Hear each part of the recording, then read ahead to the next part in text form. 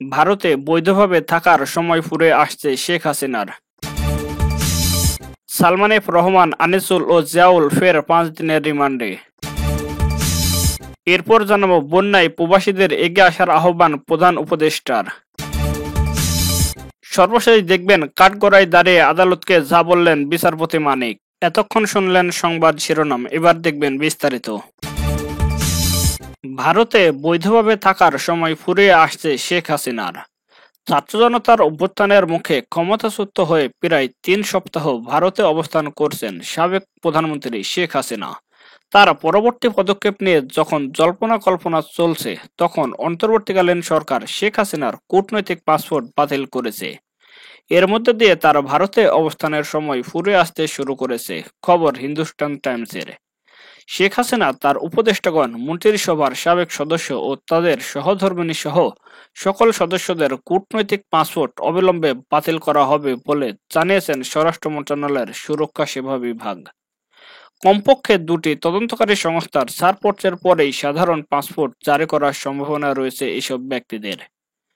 সরকারি সূত্রের বরাত দিয়ে বাংলাদেশের একটি সংবাদ মাধ্যমের প্রতিবেদনে বলা হয়েছে, বর্তমানে বাতিল হওয়া কূটনৈতিক পাসপোর্ট ছাড়া শেখ হাসিনার আর কোনো পাসপোর্ট নেই।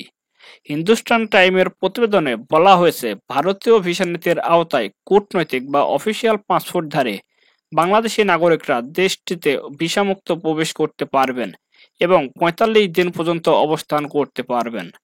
শনিবার 24শে আগস্ট পর্যন্ত শেখ হাসিনা ভারতে কাটিয়েছেন 20 দিন। ঘড়ির কাঁটা বলছে দেশটিতে তার বৈধভাবে অবস্থানের সময় ফুরিয়ে আসছে। বন্যায় প্রবাসীদের এগিয়ে আসার আহ্বান প্রধান উপদেষ্টার।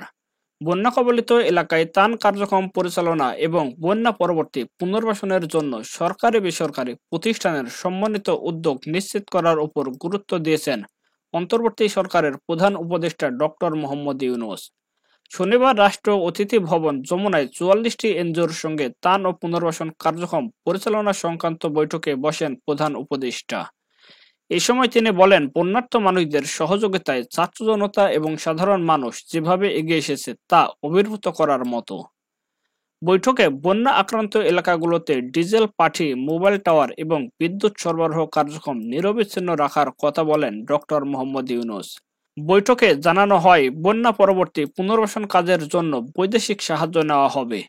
একই সঙ্গে সারা বিশ্বে ছড়িয়ে থাকা প্রবাসীদেরও এগিয়ে আসার আহ্বান জানানো হয়। এর আগে প্রধান উপদেষ্টার উপ-প্রেস সচিব অপূর্ব জাহাঙ্গীর বাসকে বলেছিলেন, সাম্প্রতিক ভয়াবহ বন্যার উদ্ধার কার্যক্রম ও ক্ষতিগ্রস্তদের ত্রাণ বিতরণ করেছে অনেক এনজিও।